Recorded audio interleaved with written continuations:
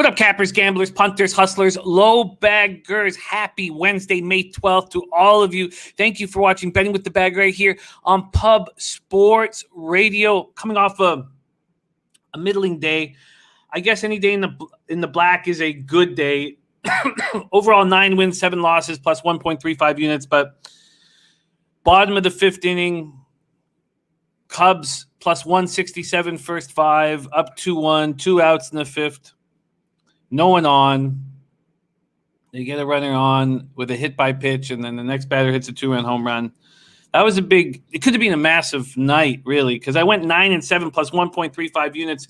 I also did a little bit better than that because I did jump on Maxwell Smart's max play of the day on Goldschmidt over a half base, of which he got in the 11th inning with a home run. But that's not part of my official record here.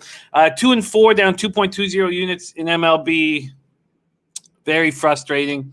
6 and 2 plus 3.75 units in NBA. Thanks again to another Dutch boy fresh, Michael Porter Jr. Easy casher. Also had a good day in props as well. He also gave out Evan Fournier. Then that cashed quite early, which was very, very nice. And I was on the Booker prop, which cashed.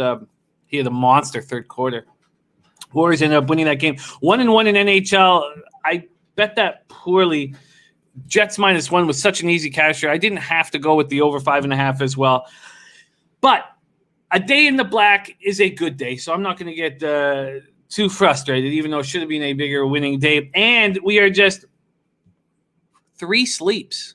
3 sleeps from a Preakness Stakes special all-day horse racing right here on Pub Sports Radio. Shout out to all the cappers in the chat. We got Cap-a-Lot Pops in the house. And there he is. There's Maxwell Smart. Got the bougie cupcakes and the hostess going. Excited to see what the best sports betting chat on YouTube is banging out today in MLB. Jacksonville Zoe in the house. We got Good, our guy Good, ready to get to work. Life of Von Polo, who hopefully will join us this Saturday. We'd love to see him again on a horse racing show. It was great rolling with them. Says, can't wait to the Ravens play the Raiders in Las Vegas week 1. Booking my flight this weekend. Oh, that's going to be great, Von Polo. Man, I love it. David Sharp already coming in. Reds first 5 -1/2. I'm on that with him. He's on the Reds team, total over 3.5 -140. My book was hanging the 4.5 at plus 115. I thought very hard about it, and the longer I thought, then it went down to plus 110, and I haven't moved on it yet. He's on Blue Jays first 5 -110, and I don't dislike it, but I am a little uncomfortable with Ryu. 2 starts ago, he left with the injury. He came back last start against the A's. He didn't look great. And Max Fried, it might be a buy low spot on Fried. The Braves don't hit lefties at all. So, Sharpie, imagine that Ryu's going to have a huge start against a team that doesn't hit lefties. Surprisingly doesn't hit lefties. It's a very, very interesting game. A ton of moving parts. I haven't moved on that one yet. He is also on White Sox team total over 4.5 at plus 115. I like that. And Dodgers team total over 4.5. There's DC ready to get to work. Ilya Katz ready to go. Big show picks. Anthony Mastronardi. We got Big Mastro in the house. A tough break with Dallas last night. Yeah, they just didn't show up. Did not show up. And our guy Dan Kelly in the house. What a great, great guy. We got Slats 45, Vegas -0.5 in the first period of plus 140. You know, that makes a ton of sense to me. I'm already on them on the puck line. They have to win here tonight, and the Sharks are playing without Logan Couture this evening. That makes a ton of sense to me here. A smart addition by Slatsy. I'm going to put it here on my notes. That's on the first period, -0.5. They have to come out flying, don't they, Slatsy? That makes a ton of sense. Ton of sense. All right, let's keep rolling through here. We got a lot of work to do. Matty Ice, Tane was discussing last night, still pissed off about that. Will be for a while. Yes, that was a heartbreaker in the bottom of the fifth as well. Very tough, sad.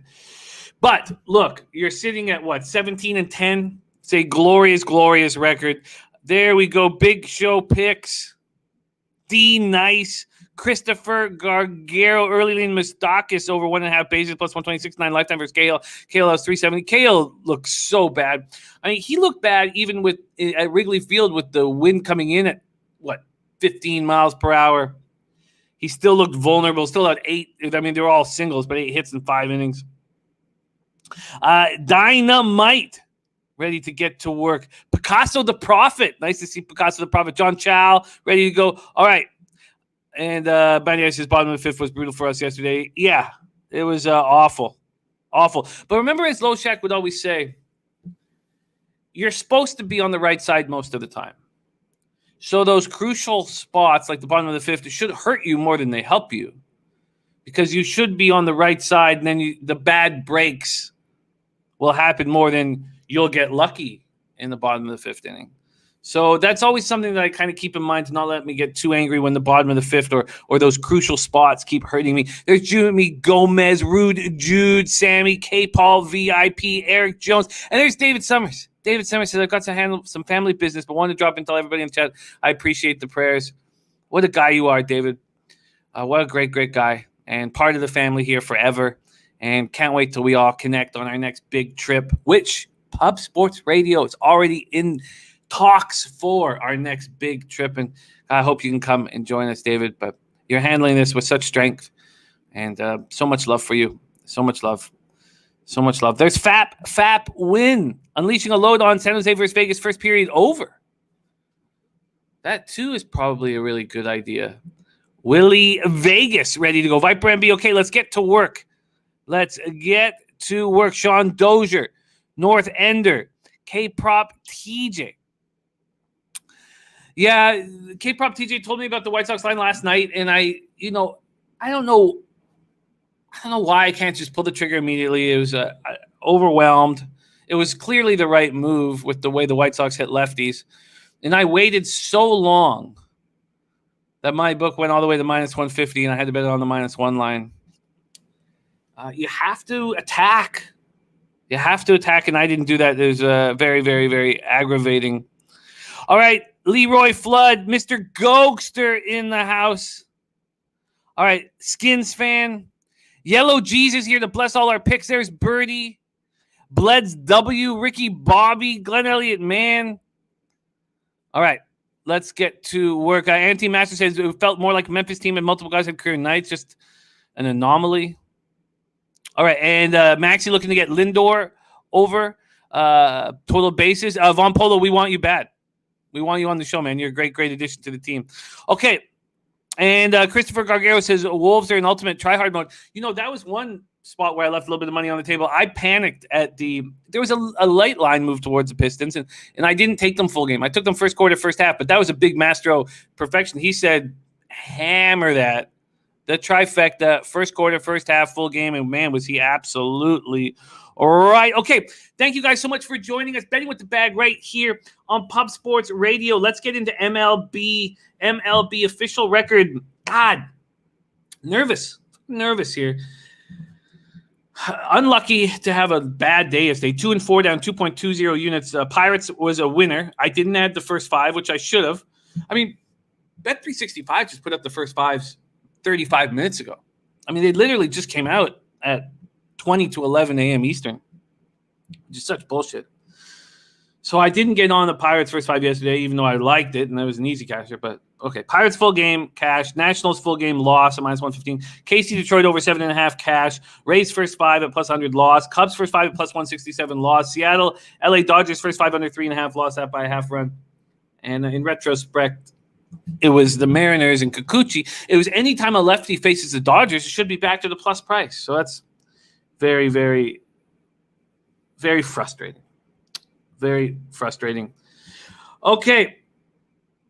So I'm 90 and 78, hitting at 53.6%. My average line is down to -112, which is okay. I mean, it's still too much VIG. I'm only up 0.76 units, ROI plus 0.45%. Matty Ice says, so angry, back at it today. Let's do exactly that. We start at 12:10 p.m. Eastern, Baltimore Orioles at New York Mets. And this is a game that I've already attacked. The only thing I haven't done is taking the Mets first five on a double-up spot. And did I decide that this juice was too much on Mets first five? I don't know why I didn't. Let me see here why I did not take Mets first five quickly. What is the – oh, because it's available for me. Mets First 5 minus a half, minus 125. Glenn Elliott Man says Harvey back in New York City. Yes. Yes, and this old hunt. I don't know why I didn't take the Mets first 5, and I'm only on them full game. That is, I guess, just a mistake. I meant to back Taijuan Walker first 5. I'm also on full game. Let's break this down here. Full game. I got in last night. It opened up at minus 166. It's sitting at minus 200 right now on Bet365, the money line for the New York Mets. On the minus 1 line, I got them at minus 180 and plus 110. So at least I beat that move by 20 cents. I got the minus 1 at minus 130. David Sharp says Mets pen is bad to be taking full game. Mets pen has come on very strong, Sharpie, very strong. They're the Mets and the Marlins pens have been the best pens in the MLB over the last few weeks. Mets pen is down to 3.05 ERA, 1.23 whip. Mets pen is now better than the Orioles pen. But I should have taken this minus a half. Mike Macklem says, stat from Vitalis, friend of the show, says Matt Harvey 40-13, no run first inning at Citi Field. Taint play of the day is in. Taint play of the day is in. I repeat, taint. Taint.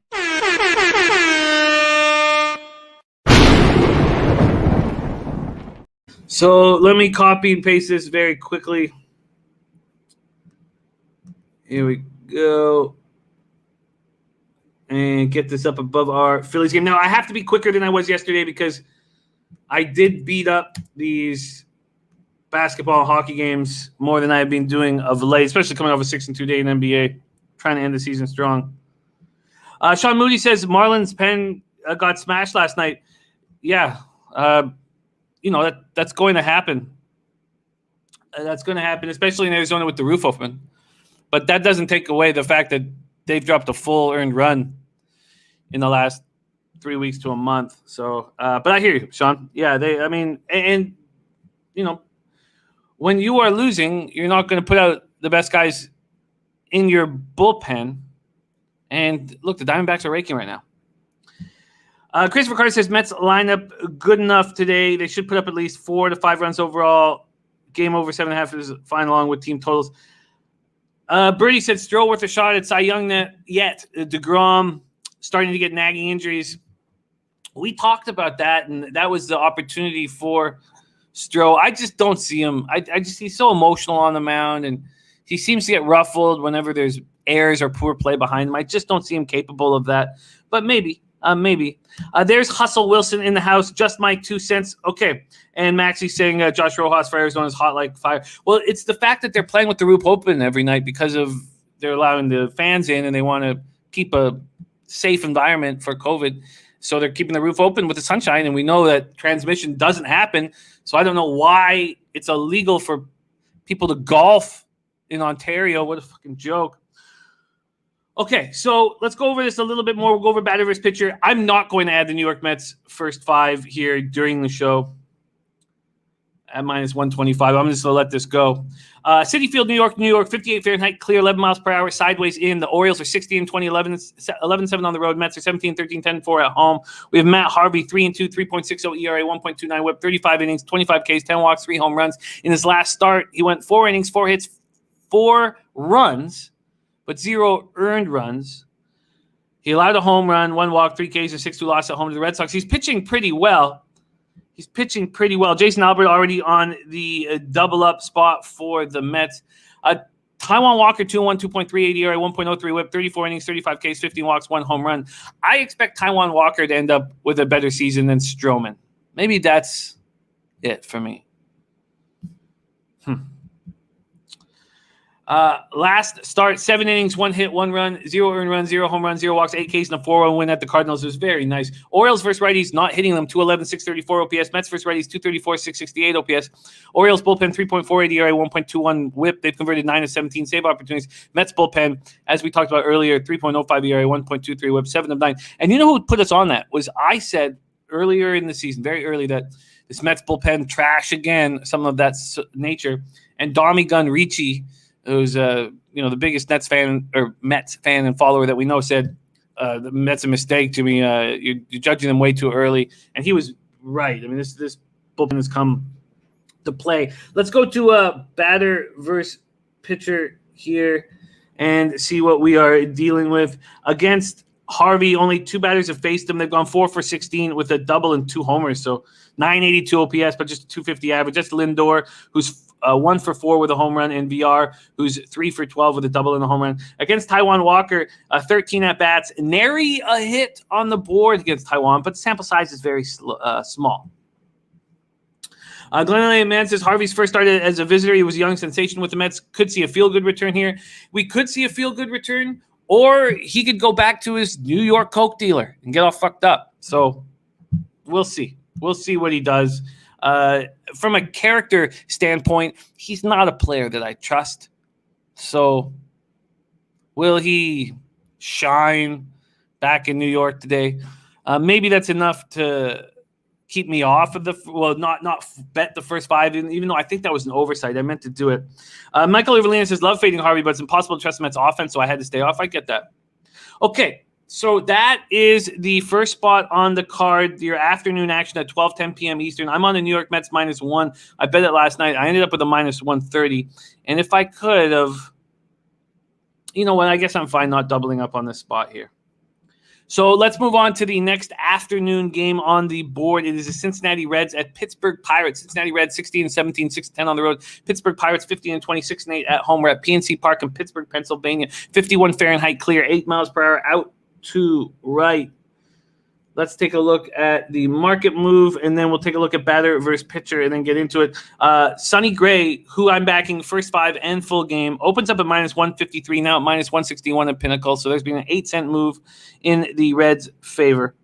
This total opened up at 7.5, juiced to the under at -109. It's now at -120. And I just don't know how you can have faith in Cahill at all. There's David Sharp all over the spot. Reds first 5 -1/2. Reds team total over 3.5. Couldn't go full game with how bad the Cincinnati pen has been all year. With 5 ERA in the last 7 days. I agree with that. I understand that. But a lot of the poor play has been when they've been losing again. And we see that. We see, these teams don't pull out their best bullpen pieces when they're behind. They save them from when they're ahead.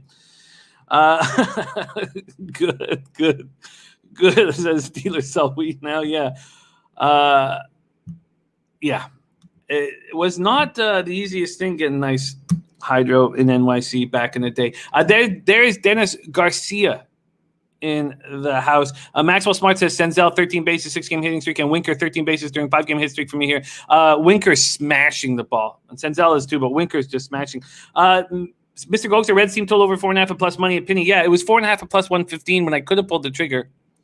Then it went down to 4.5 at plus 110, and I stayed off it.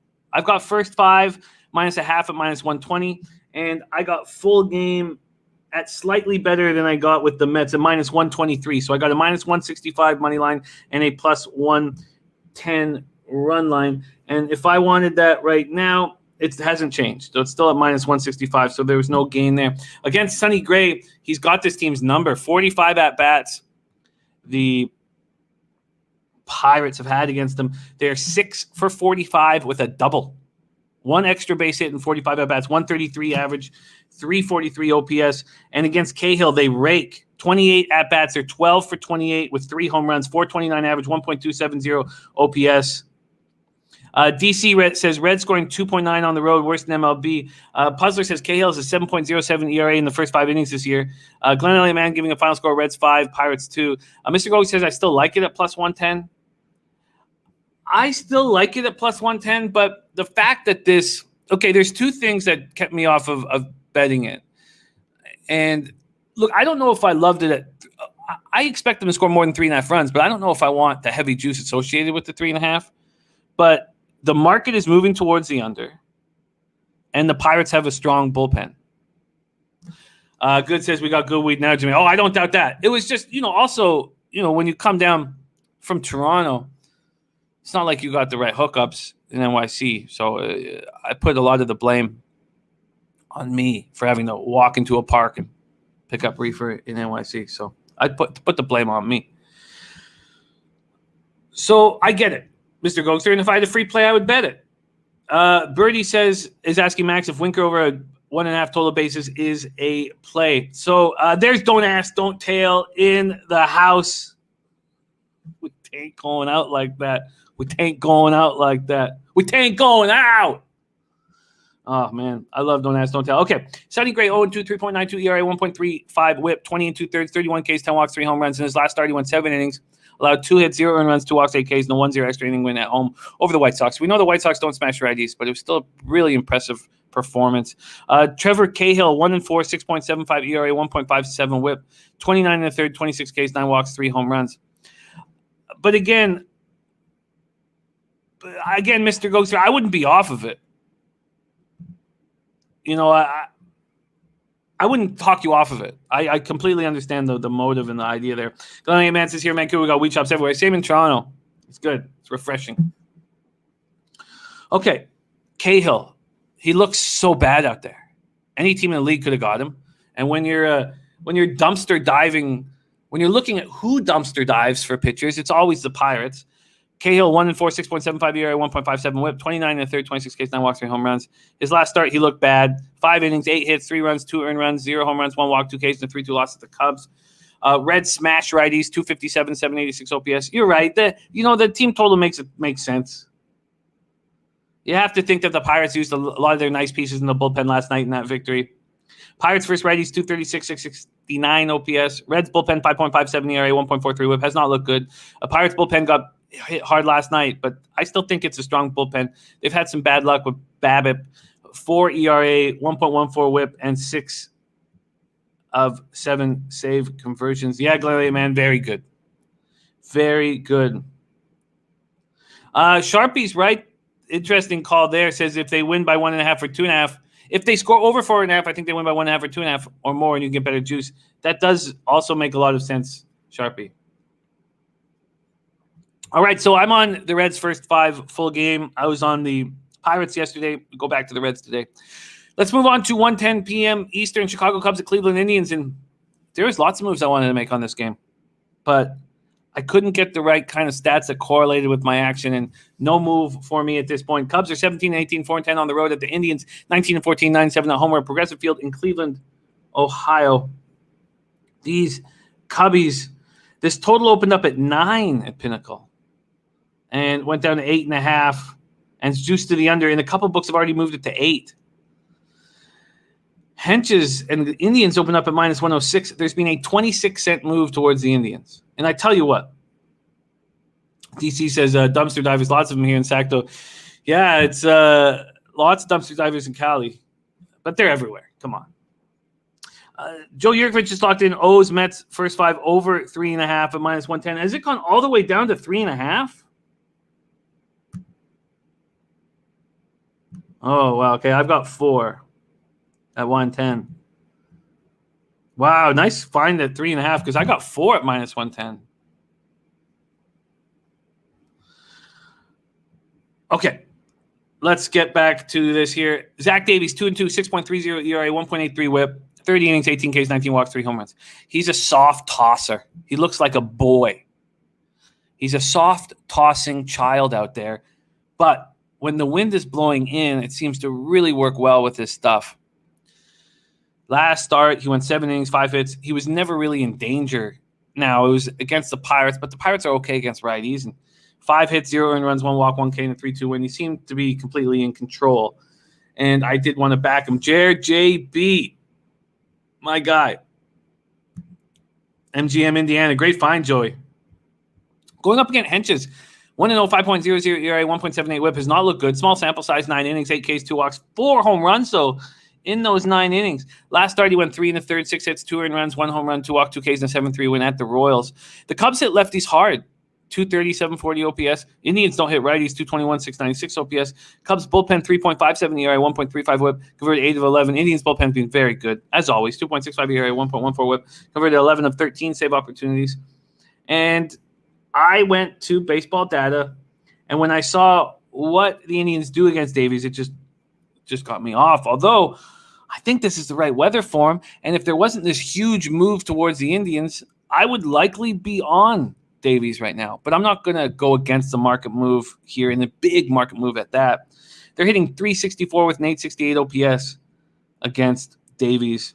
And, of course, the one person you want to see, Jose Ramirez, hasn't faced Davies. So maybe he just lights him up. But they are 12 for 33 against him with 3 doubles, a triple, no home runs. And Henches hasn't been seen by the Cubs. Maxwell Smart says, I wish Chris Bryant was starting. Good point there. Let's go over to this. Maybe that was part of the big market move. Must have been. Good call, Max. Thank you for adding that in. Let's move over there right now quickly and just take a look at this starting lineup. And that Duffy leading off, Contreras, Rizzo, Baez, Bodie, Hayward, Vargas, Jock Peterson, Sogard. Jock hits lefties. Jock looks good out there. So it's going to be no move for me. Michael Liverlini says Rangers has fired everyone except the goalie coach. Good. Let's go all fresh next year. I think they're going to be really good. Jacksonville Zoe, yes, I'll make it for the last few races. I got the 3-year-old and 3-month-old here. So as soon as I put them down, pour myself a beverage. And then what I'm going to do is I'm going to try to really get ahead of tomorrow's work today in the afternoon. So that's what I'll do. Brady says, but is the market moving towards some money? There's a difference market move than move to money. It can be a solid fade, especially if you like the other side. I agree with that. There's Jeff Slaughter in the house. I hear you. We could pull up Sports Insights and see what's going on these games. I could do that right now. We didn't take too long to get through everything, so why don't I pull it up very, very quickly and see what we were dealing with. But clearly it feels like it's a move based on Chris Bryant not being in the lineup. Expecting Chris Bryant in the starting lineup and not being there. Let's go. Okay, this will just take a second here, and we'll pull it up. Here we go. Let's get it. Sports Insights, pull it up right now. Come on, where the hell is it? There it is.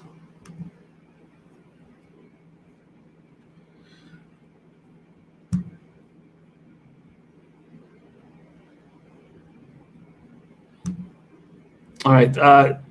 Sorry. I should have had this already signed up. It's an important point that I should pull up. Bleds W says, do you have any NHL futures alive? Yeah, I've got all my futures alive. Yes, Razor Sharp, I will be there for the big horse show this evening. Just for the last few races, but I will definitely be there. It's going to take me a second to bring it up, so give me a second.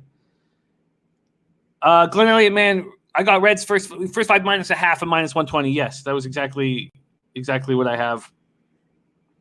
Okay, so let's. It's going to take a second for it to pull up, and I don't want to take too much time here. But I agree with that breakdown very much, Birdie. Just because the market moves in one direction, it can be just because the player's out, not because the money's on that side and it's the right side. So I hear what you're saying. So that is our main afternoon action. Now we're going to come up to that doubleheader, but that's our main afternoon action. And we have Mets full game -1 and -130. The double up on the Reds, first 5 minus a half, full game -1. And we are off Cubs, Indians. Let's move on to the double header right now. Glenn Elliott, man, giving us a Spain La Liga spot. And let's move on to this double dip. Padres 20-16, 11-6 on the road at Colorado. Rockies 12-23, 10-9 at home. Coors Field in Denver, Colorado. 58 Fahrenheit, partly cloudy, 4 miles per hour in. Let's put this here. And let's see what we are dealing with in game one. Darvish, Gray. Darvish opening up at minus 155. There's been no change there. This total opened up at 7, juice to the under. It was heavily juiced, minus 124 to the under. There's been a 2-cent move to the over.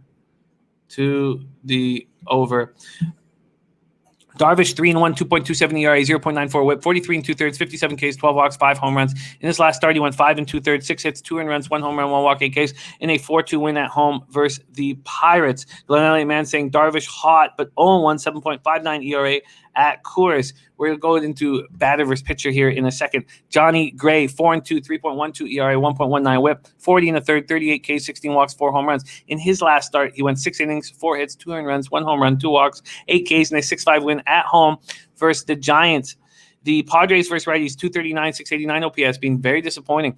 And the Rockies versus righties have been bad, especially if you think about the thin air they play half their games in. 233, 683 OPS. Padres bullpen, 2.63 ERA, 1.08 WHIP, converted 13 of 19 save opportunities.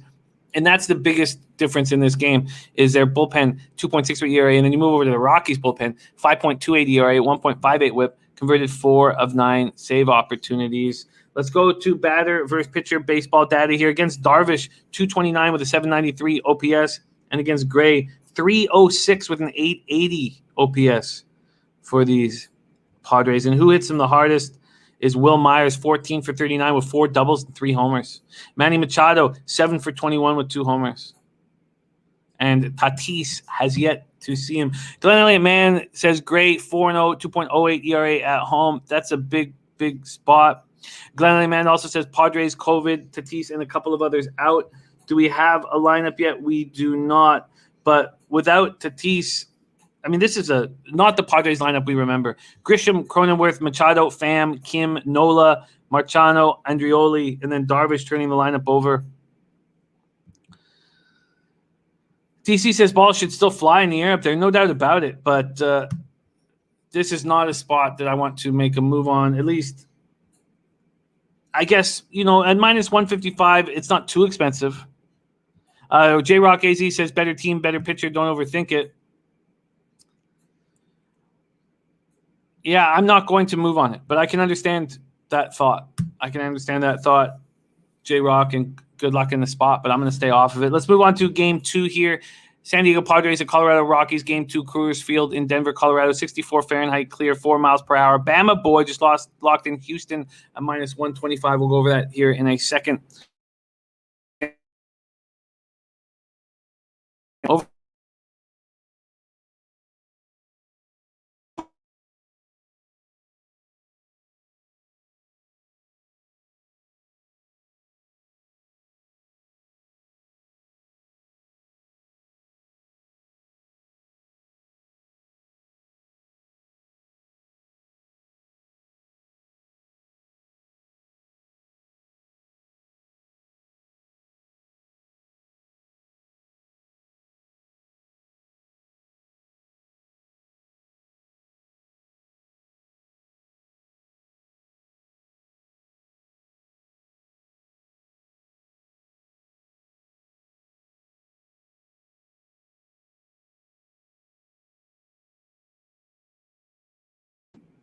Check. Check.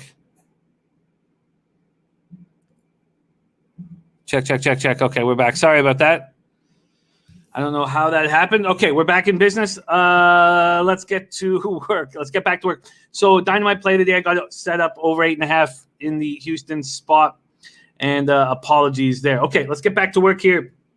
I got to speed this up a bit. We're game 2, San Diego Padres at Colorado Rockies. And for game 2, Snell Gomber, we have Snell opening up at minus 145 and no movement there. And this total at 8 has moved down to 7.5 at Bet Online.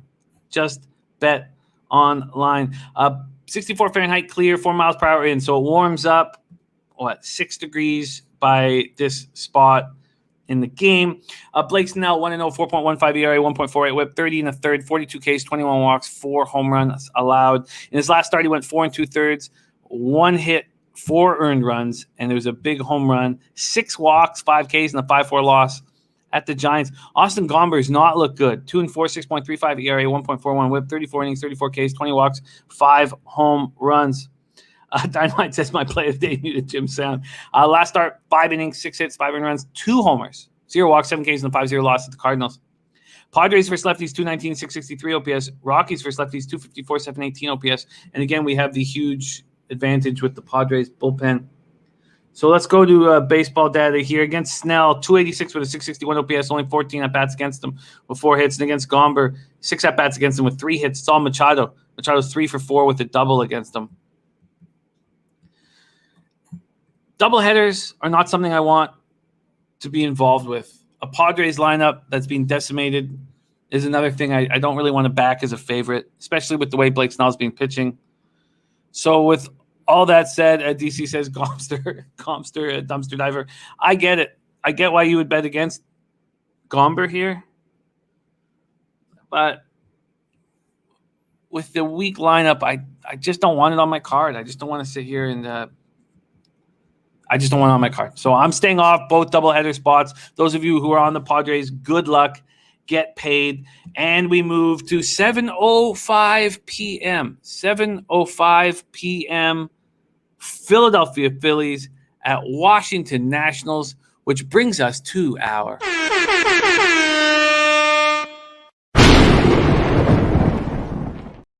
taint play of the day. Is Phillies first 5 minus a half at plus 105. And I like that. I like that spot. I like what Taint is on today. I'm on the first 5 under. On the full game, Phillies opened up at Pinnacle at minus 131. They're now at minus 132. The under opens up under 8.5 minus 109. It's now minus 113. So a 4-cent move to the under. I moved on the first 5 under. And I believe I got minus 120. Let me verify that here. I got under 4.5 at minus 120. If you want, and Glenn Elliott Man's on that as well. If you want that first 5 under 4.5, that's where it stands. It's at minus 120. BetOnline's moved it to minus 125.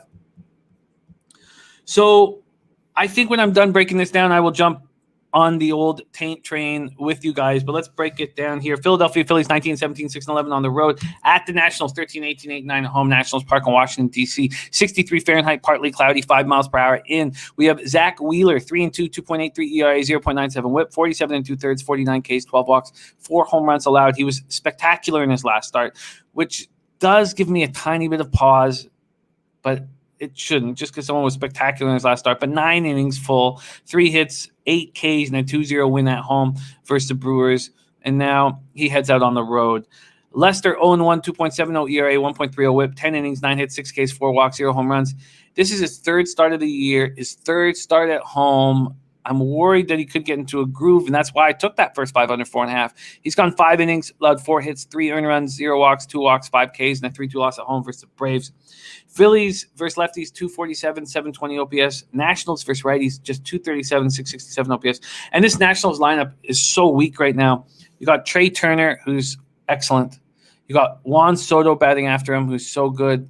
And then they can't figure out who to have batting third. Right now, Josh Bell's batting like 132.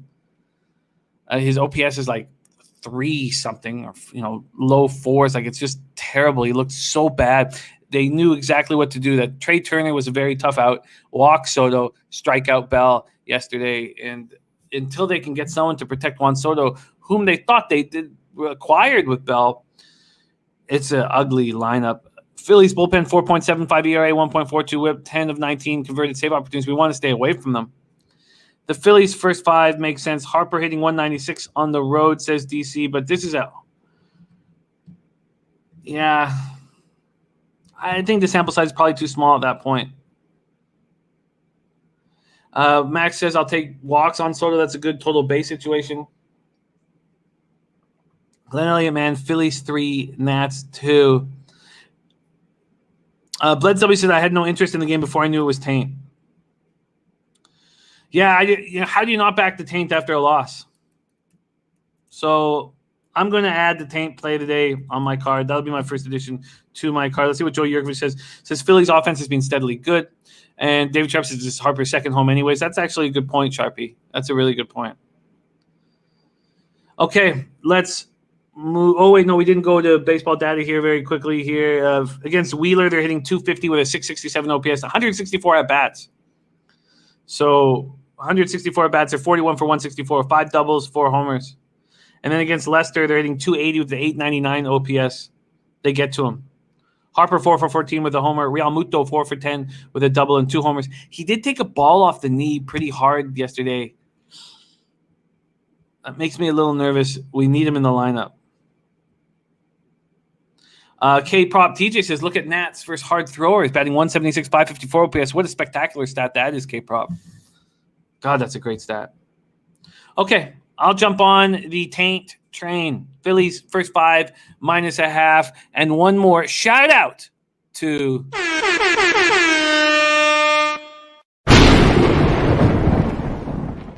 on to 7:10 p.m. Eastern. Kansas City Royals at Detroit Tigers. Royals 16-18, 8-6 on the road. The Tigers 11-24, 6-10 at home. Comerica Park in Detroit, Michigan. 61 Fahrenheit, partly cloudy, 7 miles per hour sideways out to right. We have Danny Duffy. 4-2, 1.26 ERA, 1.07 WHIP, 35 2/3, 40 Ks, 10 walks, 2 home runs allowed. He's had a good year so far. In his last start, 5 2/3, 8 hits, 3 earned runs, 0 homers, 1 walk, 6 Ks, and a 4-0 loss at home to the Indians. And Casey Mize. So these are both pitchers that our Matt Randall has used bet on in the past. Very quickly, we have Anthony Mastronardi, Big Mastro, on a quick esports play. He eats in esports. It pops off in 5 minutes. Dota 2 upper division team Secret versus Team Liquid. And he's on Team Liquid at +110 to win the best of 3. There's Boston Nick joining us. Great to see you. Nikki Fish Tanks in the joint. All right, Duffy Mize. Mize 1-3, 4.41 ERA, 1.35 WHIP, 32 2/3, 23 Ks, 14 walks, 5 home runs. In his last start, he went 6 innings, 3 hits, 1 earned run, 0 home runs, 4 walks, 3 Ks, and a 6.5 extra inning win at Boston. It was a great bounce back for him. That was a taint play of the day spot when Matt was on the Tigers, +0.5 first 5 at plus money, and it cashed. And it was a very impressive start at Boston in Fenway against the Red Sox team that's smashing righties. Royals versus righties, 237, 713 OPS. And here's the problem. Tigers versus lefties, 178, 485 OPS. And it's not going up. It's been sitting there for so long. And we remember in the last couple of years, they were able to hit lefties hard. They're not doing that right now. I respect that. Royals bullpen 4.98 ERA, 1.43 WHIP, converted 9 to 14. Tigers bullpen 6.79 ERA, 1.78 WHIP, converted 6 of 11. The over yesterday was too easy. Too easy with these trash bullpens. But will this first 5 go over is the question. K-Prop saying Detroit versus lefties so bad. Add in 149, 509 versus hard tossers. The only thing going for Detroit is they have hot bats last 7. Meanwhile, Casey rocked Mize earlier this season. Let's go over to batter versus pitcher and see what's going on. Against Duffy, 264 with a 702 OPS for these Tigers. Against Mize, 350 with a 1.158 OPS. And Bleds W says James Harden plans to play today. Yes, I had that. I've expected that in my cap here. Royals versus Tigers. I don't know what to do here. This total at 4 was as not. Oh yeah, it has moved. It's moved a little bit to the under. This is going to be a stay off spot for me. David Sharp leaning towards the Duffy K prop. It's at 6.5 -135, though he sees 8, but wanted to see 5.5. Seeing Detroit's 4 batters at 250 or better with decent sample size. All right, off this Royals Tigers spot for me. Let's move on to 7:10 p.m. New York Yankees 19-16, 8-7 on the road at the Tampa Bay Rays 19-18, 7-11 at home. We're at Tropicana Field in St. Petersburg, Florida. DC says a lot of dumpsters in Motown. DC, I love Detroit, and I can't wait. I can't wait to meet up with our Detroit guys like Matt Randall. I can't wait. Hit Green Dot Stables, eat a little alligator, and go get drunk at a Tigers game. Yankees, Rays, Tropicana Field. Garrett Cole going up against Colin McHugh. Garrett Cole, 4-1, 1.61 ERA, 0.72 WHIP. He's been very good this year, 44 2/3, 66 Ks, 3 walks, 3 home runs allowed. Last start wasn't great. 7 innings, 5 hits, 2 earned runs, 0 walks, 4 Ks, and a 7-4 win at home versus the Astros. Colin McHugh's had this very strange season. So he's been coming out of the bullpen and not looked good. And then last start, he got to start. He was an opener because he'd been so bad. They were just going to give him 2 innings. And he struck out 5 of 6 batters in an 8-3 win at the Angels. So now he's getting his opportunity to start. And I think he might be in his head here, man. I really think he might be in his head. Yankees versus righties, 205, 666 OPS. Rays versus righties, 221, 679 OPS. Neither team hitting righties hard. Ethan Payson says, Jimmy, with bad pens, I've been waiting to get live over totals. Like yesterday, I got over 5.5 in the Tigers game. Yeah, with the dead ball, sometimes it takes a while to get going. That's a very sharp way of doing things. Sounds good. Spenny, my guy, sounds good. Okay, so let's take a closer look here. We know that Yankees bullpen's being very good. Rays bullpen is improving. Yankees bullpen 2.73 ERA, 1.02 whip, converted 10 of 11 save opportunities. Rays bullpen 3.89 ERA, 1.27 whip. They've converted 12 of 18 save opportunities. Let's go to baseball data here. And we have against Garrett Cole 228, 607 OPS. So 26 for 114 at bats for the Rays. And against McHugh, 250 with a 690 OPS. So here we have McHugh capable of and Viper saying total's gone under in 8 of Tampa Bay's last 10 games at home. Here we have McHugh. I don't know what to do with McHugh. I mean, he looked terrible all year. He finally gets a chance to be an opener, so to go into his regular routine, and he strikes out 5 of 6 batters. He wants to be a starter on this baseball team. Is he going to show that here? The Yankees are huge favorites in the first 5, between minus 220 and minus 250. And then when we go to full game here, this total sitting at 7. It's low. The first 5 is low. Bleds W, first 5 under in the Yankees. Glenn Man on Aaron Judge to hit a home run at plus 335. Cap, a lot pops. Yankees, no run first inning. Minus 130. It makes me feel uncomfortable, this spot. I can't figure out. I mean, Colin McHugh wants to be a starter. Strikes out 5 of 6 batters since last start. Is he going to have some of that magic here? Viper has Yarborough as a primary. That'd be interesting. They're not going to give him. Yeah, Yarborough is a primary. So, but McHugh wants to start badly. And as was brought up by the great cappers in the chat yesterday, Yarborough, excellent numbers when he comes in during a game, not nearly as strong when he starts a game.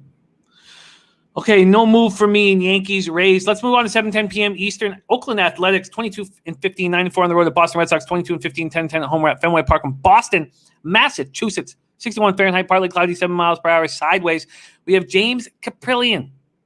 James Caprillion, the 27-year-old first-round pick by the Yankees in 2015 out of University of California.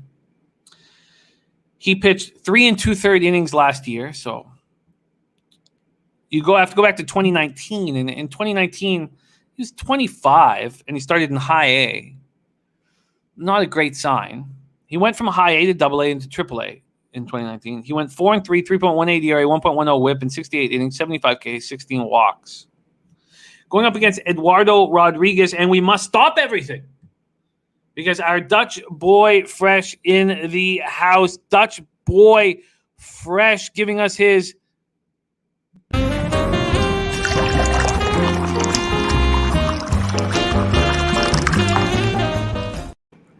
freshest look. Rudy Gobert over 13.5 rebounds at plus 106 in 2 meetings this season. He averaged 18.5. Went over this number in 4 last 6 games. Rudy will eat, says Dutch boy Fresh. Copy and paste that. There's Guillermo Zertucci and asks, what up, G? Viper says, seems like an easy smash spot. Let's make sure that we have our Dutch boy Fresh's action prepped for me right before that Jazz game. Blazers, Jazz. Interesting. Nurkic can't slow him down. And interesting. Okay. I love it. Thank you for sharing that with us. Dutch boy Fresh. He's 4-1 over his past 5 past 5 freshest look bets. I'm going to try to go back a little more today to see if we can get a record because it is, Dutch is another one of those cappers who I have so much respect for because he cares so much about accountability and honesty, and it's those are hard qualities to find in this industry. Ricky Braun says, "My taint, what up, Ricky?" Okay, so let's get back to this spot here. Yankees, Rays, we just got through, and we're talking Athletics, Red Sox. And Max says, I'll take the Red Sox blind. We have Eduardo Rodriguez on the Red Sox bump. 5-0, 3.82 ERA, 1.18 whip, 33 innings, 33 Ks, 6 walks, 5 home runs. In his last start, he went 5 innings, 7 hits, 1 earned run, 0 home runs, 3 walks, 2 Ks, and a 6-2 win at Baltimore. A's versus lefties, 236, 747 OPS. They hit him quite well. Red Sox versus righties, 256, 757 OPS. A's bullpen, 3.87 ERA, 1.29 whip. They've converted 11 of 12 save opportunities. Red Sox bullpen, 3.92 ERA, 1.32 whip. They've converted 10 of 15 save opportunities. Glenn Man says Oakland has high hopes for Caprillion. And North Henderson, I'm getting back in the NBA just to stay fresh. I respect that.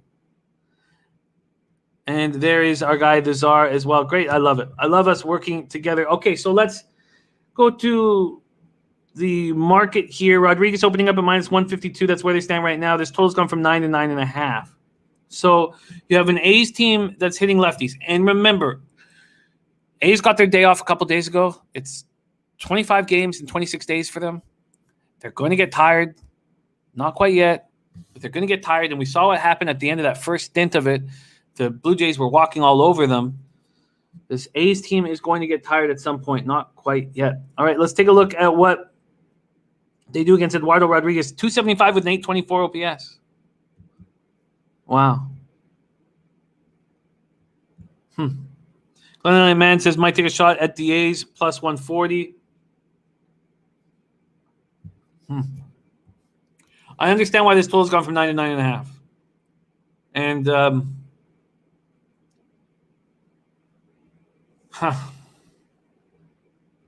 Eduardo Rodriguez against this A's squad. There's Vicente Gigante in the house. So, I've got a bunch of action, but I've doubled up on a bunch of spots, and I'm hesitant to add anything here.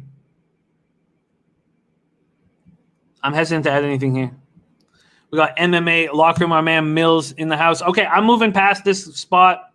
Those of you who are making moves on the A's, Red Sox, I don't know enough about Caprillion. Red Sox haven't seen him. A's hit lefties hard. Rodriguez is a good pitcher. Is he elite? He's good. So I make no move. All right, let's move on. We move on to 7:20 p.m. Eastern. Toronto Blue Jays at Atlanta Braves. Blue Jays 18-16, 11-12 on the road at Braves 17-18, 9-9 at home. Truist Park in Cumberland, Georgia. There were so many moving parts to this game, and I found it extremely tough. We've already heard our man Sharpie on the Jays. It was first 5, right, Sharpie? I thought I copied and pasted it, but first 5. And I'm hesitant, extremely hesitant to move on Hyunjin Ryu here, even though the Braves hit 185, 577 OPS versus lefties. And let's discuss this a little bit. And Max Smart says, I told you about Freddie Freeman yesterday. He's raised his batting average 31 points. You did, Max. You did, man. Okay. Let's talk about this spot. First off, Ryu, 2-2, 3.31 ERA, 1.10 whip, 32 2/3, 32 Ks, 4 walks, 4 home runs. 2 starts ago. He'd been pitching excellent. He left the game early with a lower body injury. He didn't miss a start. He came back 5 days later, and he didn't look dominant at Oakland. 5 innings, 6 hits, 4 runs, 1 home run, 1 walk, 6 Ks, and a 10-4 win at Oakland. So what do we say? Well, the A's hit lefties hard. Is that the reason? Or was there still some trepidation in his windup because of the injury? Jason Folk says Jays team total today. Ben trying to decide which 2 teams going to parlay for the early baseball games. So David Sharp's on Jays first 5 minus 110. And Glenn Man likes Ryu at this spot. Max Fried has had a terrible season. 8.44 ERA, 2.06 whip, 16 innings, 20 K, 6 walks, 4 home runs. But his last start, he was very good. 5 innings, 4 hits, 1 earned run, 1 home run, 1 walk, 6 Ks at the Nationals. And we know the Nationals smash lefties. The Jays have a good average against lefties at 251, but their power numbers aren't that strong, just 732 OPS. Jays bullpen 2.86 ERA, 1.18 whip, converted 8 of 9. Braves bullpen not being good, 4.56 ERA, 1.48 whip, converted 8 of 13. K-Prop TJ says large bullpen advantage, and he's right. There's a large bullpen advantage. I've watched Ryu very closely, and I'm uncomfortable backing him. So let's look at this market movement, and then let's look at batter versus pitcher. This total opened up at 8.5. It's now down to 7.5. And that market move tells me that Fried is going to have a good start. Then we have the Jays opening up as favorites, and now the Braves are decent-sized favorites. We've seen a big move towards the Braves with all the sharpest books. Glenn Man says Braves 2-5 versus left-handers. David Sharp says if he threw hard, I'd be worried about the injury, but he throws 90 and relies on movement and placement. Everything that you're saying, I get, but there's enough incongruence for me that I don't want to make a move on this game. K-Prop TJ says Atlanta doesn't hit lefty. I don't understand the move. Glenn Matt says Ryu had 6 Ks in the glute start. Look, he didn't look good in that start. I watched him. So, look, I cannot find an angle that I can really trust here and put money on. So, David Sharp says Jays hit almost 200 more points OPS versus left-handed pitcher. They do. Look, everything that you guys are saying, you guys all have salient points. I've got inhibitions. Against Ryu, they're hitting just 171, 509 OPS, and against Fried, 176, 557 OPS. And that's probably why this total's gone from 8.5 down to 7.5.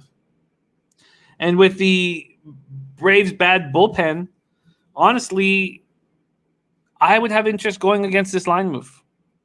But I'm off this game. Let's move on to 7:40 p.m. Eastern. This is a double-up spot for me. Cardinals 22-14, 10-6 on the road. The Brewers 19-17, 8-9 at home. I am on the Brandon Woodruff-led Brewers here. First 5 and full game. Respect K-Prop. Absolutely. I'm just going to stay strong here. There's my guy, Teron Hopkins in the house. Bogdanovich over 19.5 for Teron. Keep an eye what Tron's doing. It's very strong capper. Let me pop this off. And he's talking about the Hawks, Bogdanovich, not the Jazz's Bogdanovich. Where's the Hawks spot here? Wizards, Hawks. All right, pop that in here. All right, let's keep rolling along. David Trump says, I'm tailing the Brewers first 5 -0.5 and taking Brewers -1.5. Gant has a career ERA FIP in the 4s. His ERA 2.2, his FIP 4.4. Lots of regression coming. Not only that, there's Shano in the house. Great to see you, Shano. Not only that, but I want to see him look good on the road because we've seen him look good at home a bunch of times. But let's see him in American Family Field in Cheese Country look good. The roof is going to be closed. Gant 2-3, 2.15 ERA, 1.70 whip, 29 and a third, 25 Ks, 24 walks. 25 Ks and 24 walks. Danger. Last start, he went 4 and a third, 5 hits, 2 runs, 1 earned run, 0, almost 6 walks, 5 Ks and 4 and loss at home to the Mets, and that was at home. K-Prop says I'm on the Brew Crew too, but hate back in that lineup. Gant should have regression walks. Guys on base, I agree. And Dutch Boy Fresh liking Tron's spot. And Joe Yurkovich just locked in Garrett Cole to get the win prop at +100. That makes a ton of sense. Viper says Toll's gone over in 6 of Milwaukee's last 9 games. Let's talk about Brandon Woodruff a bit. 2-1, 1.73 ERA, 0.77 whip, 41 and 2/3, 51 Ks, 11 walks, 2 home runs. There was a lot of sharps that really liked the Brewers before the season started, and it's because of this nasty top 3 pitchers in their starting rotation. Woodruff, a big piece of this. Last start, he went 6 and 2/3, 2 hits, 1 earned run, 2 walks, 11 Ks in the 2-0 loss to the Phillies. Cards versus righties, 223, 680 OPS. Brewers versus righties, 204, 626 OPS. Cards bullpen 3.70 ERA, 1.28 whip. Brewers have very similar numbers in their bullpen. A little higher ERA, exact same whip, and a little worse with the converting save opportunities. Cards 12 of 14, Brewers 9 of 14. Okay, so let's look at the odds here. This Brew Crew lineup opened up at minus 142. Holy shit, did they take money? There's been a 33-cent move at Pinnacle. Wow, that's the biggest move on this card. Minus 175 now. This total opened up at 7, and it's up to 7.5. A huge move. What did I get the Brew Crew at? I beat this line move bad last night. Remember, we have to get in the night before. So, look, we can't unless you have an enormous amount of money invested and you need to hit the bottle hard. Other than that, you have to begin your prep while the games are on. You have to get in. I got the Brewers full game at minus 165 at a book that milks the shit out of us. It doesn't give us the best line. So, all right. There's Akbar Saloev. Of course there's Taint Akbar. Akbar. You came to the Taint Factory, man. Everybody's tickling Taint here. Phillies, first 5, minus a half at plus money. Okay, so let's move over to batter versus pitcher. And Johnny K said it'll keep me off. I get it. But it's just moved 10 cents at my book. I thought I smashed this market move. I didn't get on it fast enough. Let's just see what it is. Yeah, it's just a 10-cent move in my book. But I did move on the first 5 minus a half. Against Gant, they're hitting 296 with an 888 OPS. So Travis Shaw, 5 for 12 against them. And then against Woodruff, 187 with a 509 OPS. So we just need a run. And we have the Joey Work play of the day in business. Beautiful. We are all on this spot as well, Joey. Love to see you on it. Reds first 5 minus a half. Joey got a much better number than was available for me when my book dropped it. But Brady says, why not change the setup for the show so you are capping the next day's plays on this show? That's not worked. First off, we don't have the lines out for tomorrow. So that, it's good thinking, Brady, but we don't have any lines out for tomorrow's action at this point. Joey Work gave that out last night at about 10 p.m. Eastern. Beautiful. My book, Joey, what sucks is my book doesn't even open up first 5 till 10 a.m. Such bullshit. But I did move on the Reds full game minus 1 last night. Okay, so I'm double up on the Brew Crew. Let's move on to the dynamite play of the day, over 8.5 in Houston. Angels, 16-19, 8-10 on the road. Astros, 19-17, 10-9 at home. We're at Minute Maid Park in Houston, Texas. So I keep looking this up, and it keeps not telling me. Let me try one more time to see if we can get the roof status here. It is so crucial to totals. And roof is closed. Wednesday, May 12th. Roof is closed. If anybody wants to know the best way to get that Astros roof information, I'll pop it in the chat right now. Great to have Joey Work joining us. That's the one site I can always count on to get the right Astros roof information. So you may want to pop that into your worksheets. Okay, we have Heaney versus Urquidy. Let's go right to the odds spot here. We have Houston opening up at minus 109 and now minus 121. So there's been a 12-cent move towards these Astros at Pinnacle. This total opened up at over 8.5 at minus 112. It's now over 8.5 minus 106. So a 6-cent move back in this direction. Heaney, 1-2, 4.11 ERA, 1.04 whip, 30 2/3, 44 Ks, 10 walks, 4 home runs. He had a great start last out. Unlucky loss. 6 2/3, 4 hits, 0 earned runs, 1 walk, and 10 strikeouts in the 8-3 loss at home versus the Rays. In the 8th inning, the Rays exploded for those runs. Jose Urquidy, 3-2, 3.51 ERA, 1.07 whip, 41 innings, 29 Ks, 9 walks, 6 home runs. In his last start, 7 innings, 4 hits, 2 earned runs, 2 home runs, 1 walk, 2 Ks, and a 10-4 win at home versus the Jays. Angels versus righties, 266, 759 OPS. Astros versus lefties, 273, 755 OPS. Angels bullpen been so bad this year. 5.12 ERA, 1.53 whip, converted 8 of 15. Astros bullpen, 4.02 ERA, 1.26 whip, converted 8 of 13. Let's go to baseball data here. Against Heaney, they're hitting 261 with a 694 OPS. So this Astros squad that smashes lefties, this Angels squad smashes righties, but they don't get to Heaney. 261, 694 OPS in a big sample size, 119 at-bats. So let's move over to Urquidy. Only 14 at-bats against him, and they get to him. 429, 1.071 OPS. Interesting. David Sharp says you can't take what Heaney did versus the Dodgers or the Rays. Both those teams can't hit a left-handed pitcher if they wanted to. That's a very important point. That is a very important point. Glenn Elliott Man says lean Angels unders, sneaky under 8.5. That's such a big point by Sharpie there. Important. And then you have Glenn Elliott Man thinking the sneaky under. This is a uncomfortable spot for me. I've got a bunch of action here, and I'm not going to move on it. 8:10 p.m. Eastern. And this was my fault. One thing that happens to me at night when I'm trying to prep for the shows and I've got all this action on is I'm just overwhelmed. I'm just in corner in the dark alone on my computer with a drink trying just to stay focused. And it's very, very difficult when you got money on certain spots, but you need to prep for the game. And K-Prop TJ said, get on the White Sox.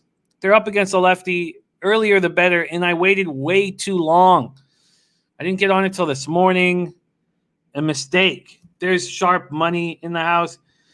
So in the end, I had to take the White Sox -1.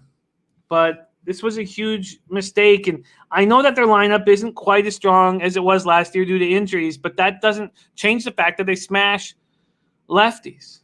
And I also, my book at Bet365, hanging the worst number on the board. This opened up at -115. It's now at -135 at Pinnacle. I got it at -150, which is absolutely atrocious. So I got it on the -1 line at +100, and it's very irritating. Twins, White Sox, and let's take a look at this total as well. This total opened up at 8.5, and it's down to 7.5 now at Pinnacle. Guaranteed rate field in Chicago, Illinois, 54 Fahrenheit, clear, 6 miles per hour, and J.A. Happ, 2-0, 1.91 ERA, 0.85 whip, 28 in the third, 16 Ks, 8 walks, 2 home runs allowed. His last start went 5 in the third, 4 hits, 1 run, 0 home runs, 1 walk, 3 Ks, and a 6-3 loss at home versus the Rangers. Keuchel, 1-1, 3.79 ERA, 1.21 whip, 38 innings, 17 Ks. In his last start, he went 7 innings, allowed just 2 hits, 0 runs, 3 walks, 1 K, and a 1-0 win at the Reds. He was in complete control. Complete control. And Jason Folk says 94-cent difference for the -1.5. Yeah, you know, Jason, a lot of cappers don't want to bet the -1 line on a home team because if you're in line for it, you'll only get 8 at-bats. And generally, you know, most of the time. And I think differently, and maybe this is a mistake in my capping, but I think you get the big swing on that -1 line if you take the home team. When you take the road team, you'll get 35 or 40 cents. K-Prop says not only does the White Sox smash lefties for soft tossers like Happ, they're batting 303, 854 OPS today, runs today. So they're clearly feeling like with this cold weather and the wind blowing in slightly that Keuchel's at least going to have a big day. Twins versus lefties, 244, 727 OPS. White Sox versus lefties, 300, 849 OPS. Maxwell Smart saying Tim Anderson hitting for the White Sox. Glenn Man leading Twins, White Sox first 5 under 4.5. Twins bullpen 5.26 ERA, 1.42 whip. They've converted 5 of 12. White Sox bullpen 3.85 ERA, 1.29 whip. They've converted 6 of 13. I hate the X rating format too, Czar. All right, so we see this market being hammered towards the under. So I'm already on the White Sox full game and the White Sox first 5 -0.5. This total is still sitting at 8. Full game at Bet365, -120 to the under. And it's -120 to the first 5 under 4.5. But what I would be interested in, if this keeps moving towards the under, then what's this White Sox team total? It's at 4.5 at +115. But W says Happ keeps looking good due to get rocked. This, unfortunately, is not a total that I'm going to move on. But I'm taking the White Sox against the lefty. And I imagine that we're getting a nice number because of how good Happ's been this year. And the White Sox lineup just not as strong because of injuries as it was last year, but they're still 300-849 OPS versus lefties. They still don't lose to lefties. So I'm on the White Sox first 5 in full game. I got the full game at plus 100. What a joke. And I got the first 5 minus half, minus 105, so very little vig. Makes me comfortable. Joe Yurkovich on the KC Detroit over 8. Okay, so let's move on there. It's double up spot for me. Here, I moved on the Diamondbacks first 5, and I do wonder if – so they're pitching Rogers on short rest. And I do wonder if that is going to change. Let's just go to a full game and make sure that there's been no change at this point. So they're pitching Rogers. So I have not bet it. It's been off the board. They're pitching Rogers on short rest, and I want the lefty on the mound. I almost said maybe this is a spot where you press action and allow any pitchers. K-Prop says the changing game is off. The game is on the board now at Pinnacle and Bookmaker. Okay, so look, if it's okay, first off, the main thing is Arizona for the next 4 days. I think this is actually the second day of 4. The roof's going to be open, and it's 98 Fahrenheit. The ball's going to be sailing. We saw that last night. So I want this Diamondbacks team that's hitting 258, 843 OPS versus lefties. The Marlins versus righties, 225, 655 OPS. And I agree that Gallen will have some anger here being let go from these Marlins. 1-1, 3.04 ERA, 1.20 whip, 26 and 2/3, 32 Ks, 14 walks, 1 home run. The Diamondbacks bullpen is absolutely atrocious. 5.23 ERA, 1.49 whip, converted 5 to 13. Got to stay off of them. Wow, look at that. Chris Brady said the Reds' first 5 minus half just moved a lot. Book went from minus 120 to minus 140. Wow. Because Joey Work got it at minus 105 last night at his book. I got it at minus 120 as soon as my book opened it up. Wow. So let's not spend too much time on it. But if Rogers is pitching on a short rest, and I like Rogers. I think he's very good.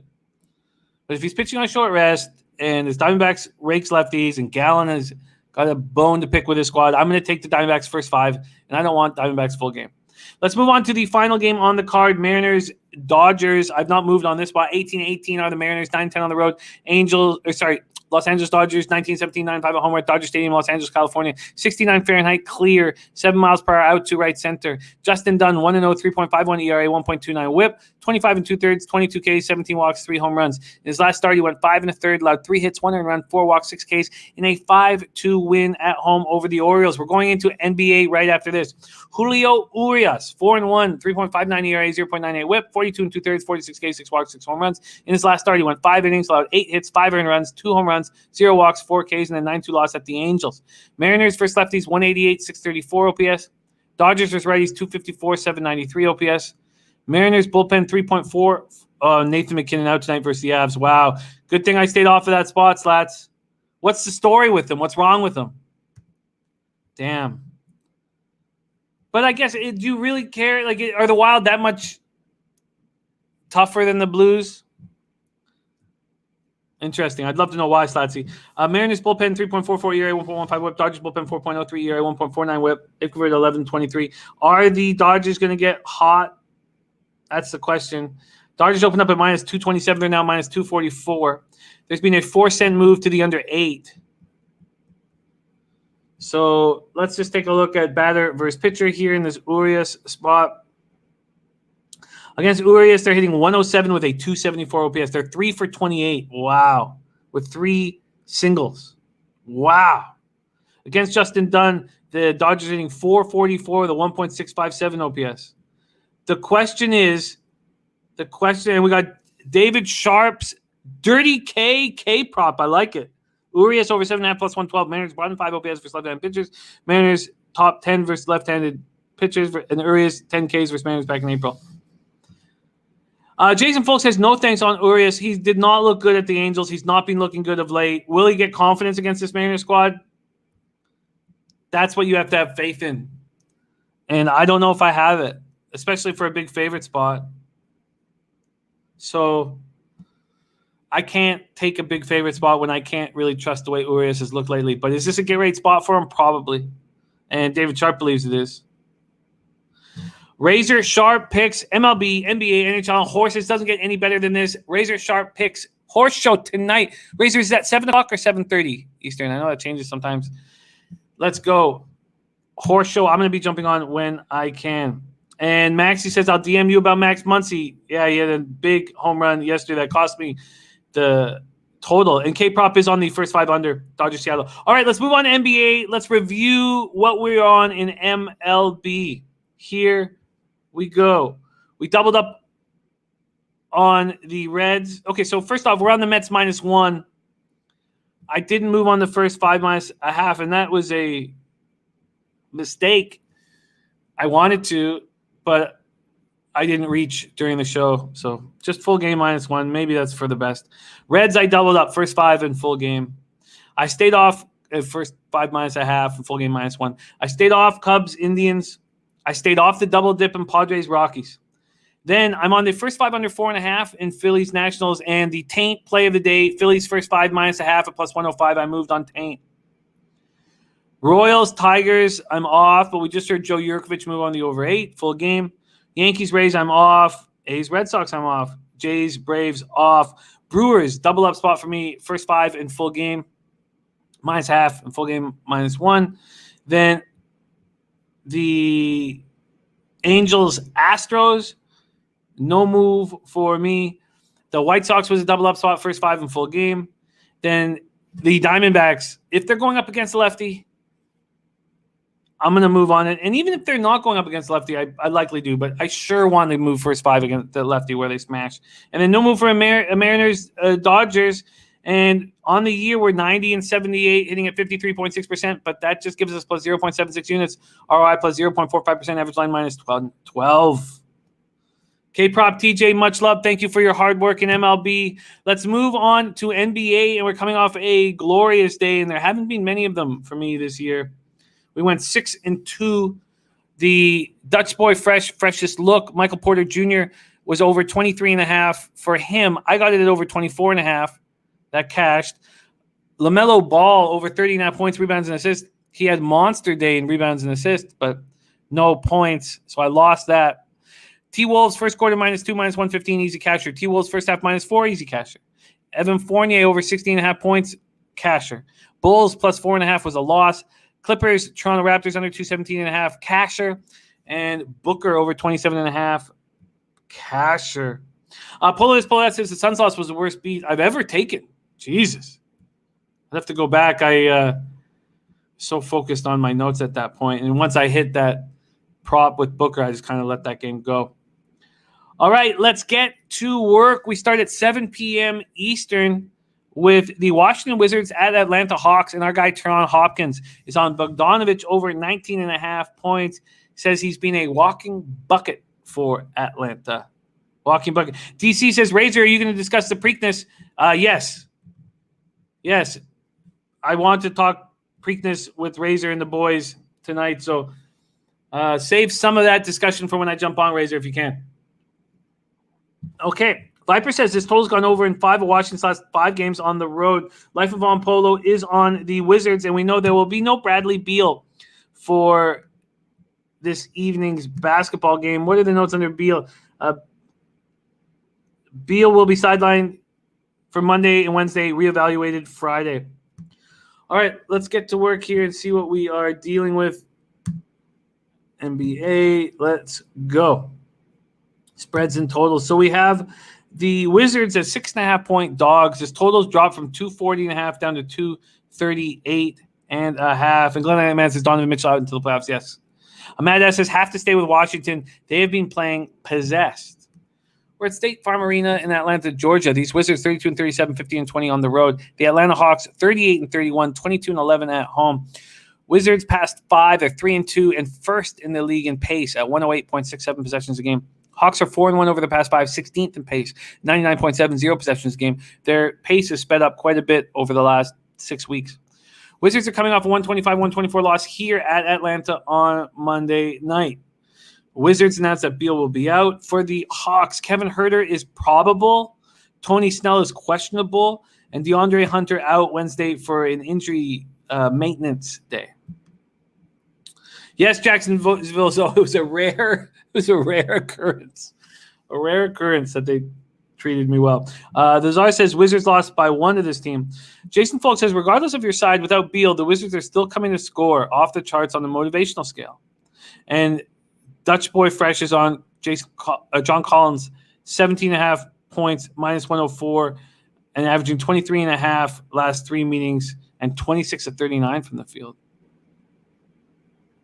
Glenn Man says Kyrie Irving took an elbow to the face last night, almost a guarantee he doesn't play. He's no hockey player. We'll get to that soon. And Czar liking that spot that Dutch is talking about, the mismatch. So, and North End says, my brother put me on Pacers Grizzlies plus 530 parlays last night. Him and Fresh are making me like NBA again. Nice job, North End. Say what up to your brother for us. So, the Bogdanovich over for Atlanta and the Collins over as well. Seems like spots that make sense that I would need to study more. Then I was wondering if Dutchie was going to move on the Westbrook rebounds and assists over. That's been cashing so often. Interesting that he's not.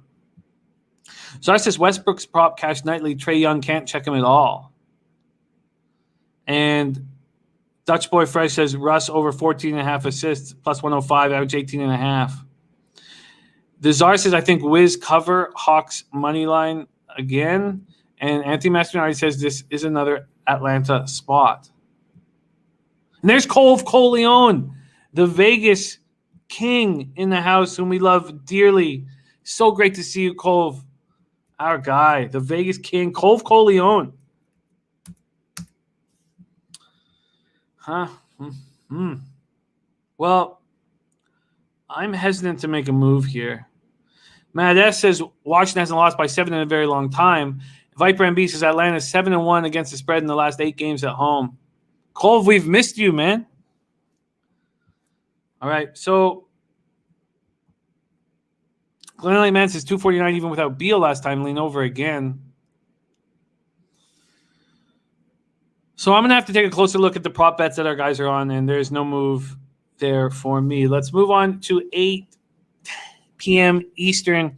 San Antonio Spurs at Brooklyn Nets. Spurs 33-35, 19-15 on the road. At Brooklyn Nets 45-24, 25-8 at home. We're at Barclays Center in Brooklyn, New York. Spurs are 2-3 on their past 5, 14th in pace at 100.50 possessions a game. Nets are 2-3, 10th in pace at 101.10 possessions a game. Let's see what we are dealing with here. We have Brooklyn opening up as 5-point favorites, and Pinnacle has already moved them to 5.5. Same with Sports Interaction. This total opened up. It couldn't have opened up that low. Let's see what this. No, it opened up at 231.5, and is now at 233.5. So we have a 2-point move towards the over. Daily Sam says Nets first half easy with Harden back. Brian Watson, great to see you. Yes, Taint. Philadelphia Phillies, first 5 -0.5. Polo this, Polo that. Capella double-double and a win at -142. Danny Lopez, interesting look with NATO over 10.5 with Beal out. That's a really interesting look. Puzzler says Harden wants to play. I've got Harden expecting to play, even though he's still a game-time decision. Daily Sam says Harden back. May need to wait to see if Kyrie plays. Well, if Kyrie doesn't play, this market's going to move quickly because Nash is not going to play Harden very much in this game. You have to think the max has to be 25 minutes. You don't want to give him more. I wouldn't want to give him more than about, play him the first 5 minutes of each quarter, first 6 minutes of each quarter, maybe. Anthony Mastinardi's on the Nets. Christopher Carter says Kyrie is not going to play. The Spurs are playing pretty good basketball here. It was a very, 2 wins in 3 games, nothing, but it was an impressive win at home versus the Bucks. Dirk Diggler in the house. Great to see you, Dirk.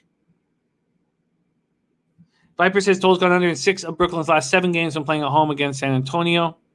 And Brooklyn on the second half of back-to-back after defeating the Bulls 115-107 last night in Chicago. And Gilliam Man says Brooklyn on the back-to-back lean Spurs here. Anthony Masterani said this is a trifecta spot on Nets. First quarter, first half, full game. There's no one on the Spurs who can stop Durant. And because Spurs beat the Bucks, you're getting a discount price. Well, it makes me uncomfortable. It makes me uncomfortable. Matt S. says, I like the Nets here. Spurs are too small. Christopher Carr says, I think Durant only played one back-to-back all year. He said, Glenn Mann says, will Durant even play? All right. Unless you're trying to make a bet expecting either Kyrie or KD to be out of the lineup, which is a gamble, which is what we do here, then I don't know why I would make a move on this game now. You have to think that you could take the Spurs at plus 5.5, expecting one of the three to be out and Harden to be on a very small, minutes limit. With all that being said, there's just too much unknowns at this point to take my money out and put it on this game, especially coming off a 6-2 day. Dirk Diggler, respect. Matt S. says, Spurs play small ball with DeRozan mid-range jumpers. They don't have enough to hang with the Nets. I got one of my saddest beats of the year was on Friday with the DeRozan over 29.5 points and assists because he went for 24 points. No, 25 points. 25 points, and he only got 4 assists. And if I had done rebounds, because he wasn't rebounding the ball all the last few games, and he had like 6 or 7 rebounds and lost it by half a point, it was a spirit breaker. Joe Yurkovich, you don't need to apologize. Don't worry, man. Joe Yurkovich on Cardinals plus 162 full game. And 5-star locks. 5 is our locks for our man Desar's on Cavs, Pelicans, Rockets. All right, let's move on at this point. Too many moving parts. But, yeah, too many moving parts. I wonder if DeRozan has a game, though. He is putting the ball in the bucket for this squad. I'll just take a quick look at what he has what he's at points right now. Very quickly. So let's move to 5.5 here. And player props. I have DeRozan at 22.5 points. And Glenn Elliott, man, going Spurs. Money line, sharp money looking at the under. Let's move on to the next spot on the board, that being Celtics at Cavaliers. Celtics 35-34 and cap a lot pops on first quarter Spurs. 35-34, 14-19 on the road on the Celtics. At the Cavaliers, 21-48, 12-23 at home. We're at Rocket Mortgage Fieldhouse in Cleveland, Ohio. Both teams have been bad, very bad of late. Daily Sam says Boston 100%. Boston opened up as 10-point favorites at Pinnacle. It was quickly bet down to 7.5. This total opened up at 219.5. It's available anywhere between 220.5 and 219.5. All right. The Czar says Cavs cover. Viper says the total's gone over in 6 of Cleveland's last 7 games when playing Boston. Celtics past 5. They're 1-4. Their pace is 10th in the NBA at 101.10 possessions a game. Cavaliers are 0-5, 27th in pace at 96.78 possessions a game. Glenn Elliott, man, saying Jaylen Brown done for the season with the wrist injury.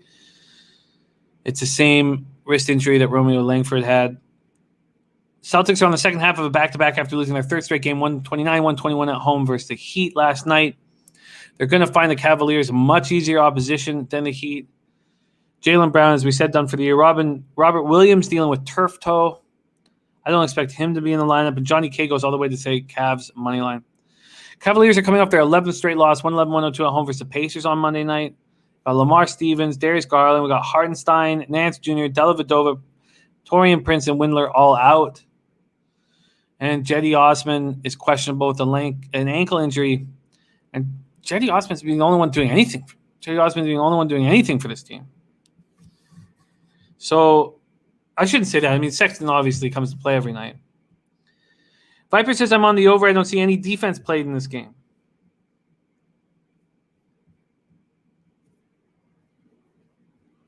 God, I've got a vividness bias of how unbelievably bad the Cavaliers looked against the Mavericks. And then we saw that same example of a team like the Mavericks play a couple games against this horrible Cavalier squad and then lose to a good basketball team trying to win games like the Grizzlies and lose badly. Daily Sam says this is my most confident pick. Boston should blow them out. Fournier, Tatum, and Kemba should eat no problem. Cavs have looked awful. Well, Does Kemba play? And I know he wasn't on the injury report this morning. Let's see if I can refresh it. And no, he's not on the injury report.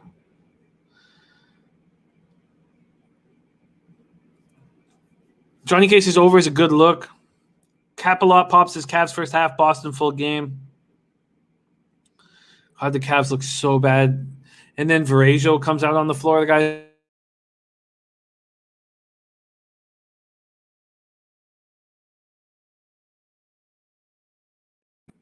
on how unbelievably terrible, how beyond I guess we just froze. Are we fixed? Come on, tell me we're fixed. Okay, we're fixed. Sorry, we froze there for a second. Apologies. I have a vividness bias about how unbelievably bad the Cavaliers are. Jason Folk says, I almost hit Cavs plus 10 last night, but I pump faked. They're just... All right, I've made no moves on this card, and I didn't want that. Let's move on to 9 p.m. Eastern. New Orleans Pelicans at Dallas Mavericks, American Airlines Center in Dallas, Texas. Pelicans 31-38, 13-21 on the road. Mavericks 40-29, 19-15 at home. Pelicans pace last five, they're 2-3 over their last five. Their pace fifth in the NBA, pretty quick at 103.20 possessions a game. The Mavericks pace last five, 25th at 97.30 possessions a game, slowing down. They're 4-1 over those five. Dutch Boy Fresh says, look at the Don, over 28.5 minus 106, coming off a bad game. 12 points, 4 for 16 from the field, 0 for 4 from 3. Last meeting he played, he dropped 46. Says Luka will eat. I think Birdie put it best, says Cavs have so many injuries, that line is just so crazy big, though I can't take the Cavs and I can't take Boston at that number. Desar says Pels cover, take Jackson Hayes, props parlay with it. Glenn Man says Porzingis may return tonight. Porzingis is expected to return. I'm going to drop Dutch's spot here on Luka so I can study that further. DC says Dallas with a letdown last night. Does Dallas bounce back? You know, this is a tricky card. Dallas opens up as 10.5-point favorites at Pinnacle. That's down to 8. 8 across the board. Actually, there's an 8.5 at Heritage. Then we have New Orleans. Dallas total opening up at 225. It's dropped 1 point to 224. Viper says New Orleans 5-0 against the spread in the last 5 games on the road. The Pelicans coming off their second loss in 3 games, 115-110 at Memphis on Monday night. Steven Adams, toe questionable. Brandon Ingram, ankle doubtful. And Zion Williams, fractured left ring finger, out indefinitely. Dallas lost 133-104 at Memphis last night. J.J. Redick won't play due to a heel injury. And Big Dick Zingis expected to be back in the lineup. Expected to. Cap a lot pops says Dallas first half, they come out hot after a bad loss. Yeah, that does make sense. That does make sense that they would come out hungry. Their first half, they're sitting at -4. First quarter, they're at -2 or -2.5. Lazar looking at Jackson Hayes props. He's been very good.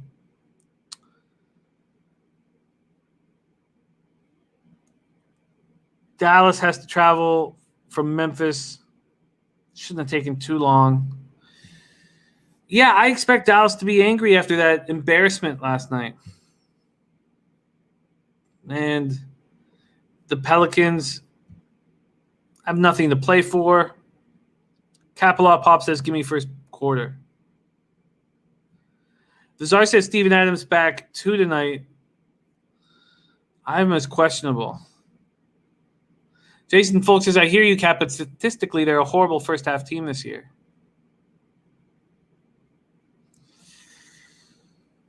But you think they bounce back here, right? First quarter bounce back.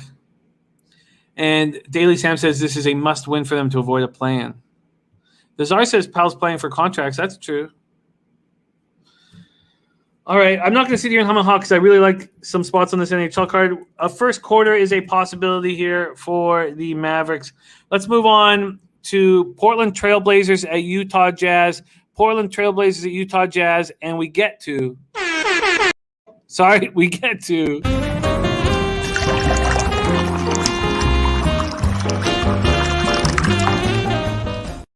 Dutch's freshest look here is on Rudy Gobert over 13.5 rebounds in this Trailblazers Jazz spot. Blazers 40-29, 21-13 on the road at the Jazz, 50-19, 31-4 homer at Vivint Smart Home Arena, Salt Lake City, Utah.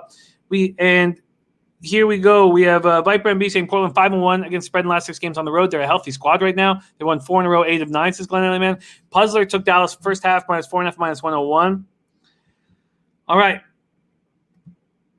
Blazers are 12th in pace over their past 5, and they're 4-1 over that span. 100.80 possessions a game. Jazz are 4-1, 17th in pace at 99.60 possessions a game. There's our guy Juan Ruiz in the house. Blazers coming off their 4th straight win, 140-129 at home versus the Rockets on Monday. They're a healthy group at the right time. Jazz are coming off a 119-116 loss at the Warriors on Monday. Donovan Mitchell out for the remainder of the season. Mike Conley will not play with this hamstring injury. Let's see what we are dealing with. We have full game here. And the Jazz open up as 3-point favorites. That moves down to 2. This total opens up at 235, and it's now at 234. And Polo this, unloaded on McCollum for 4 or more threes at +480. Well, I don't know how you don't roll with Rudy Gobert freshest look. I mean, that's first and foremost. And then it just seems to me like in these important basketball games, they set Joe Ingles on a player prop that's higher than whatever he's been averaging of late. And without Conley, the ball's in his hands a lot, and he seems to get there. Right now, the Ingles is at 13.5 points, and that's -125 to the over. Points, assists, and rebounds, he's at 24.5 juice to the over. You know, this is a spot where he's going to have an advantage. And now I know he's slow-mo Joe, but he's going to have an advantage, especially on the boards, whenever he's matched up with these smaller guards. Dezar says Ingles over 6 assists.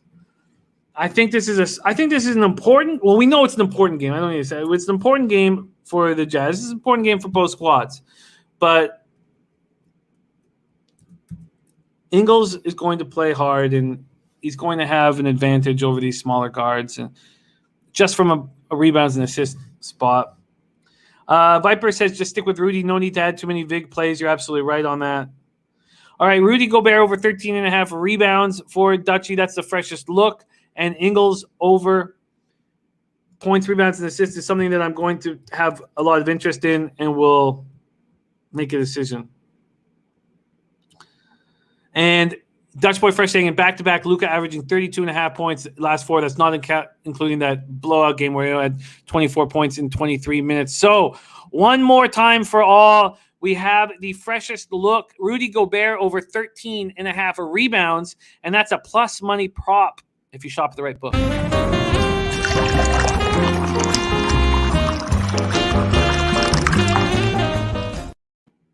80s porn music in that background. All right. Let's move on to the last game on the card. Houston Rockets at LA Lakers, Staples Center, LA, California. God, feels like an early letdown spot for the Lakers. I don't know if Big Mastro is with us in the chat right now, but this feels like the kind of spot where he would like the Rockets early.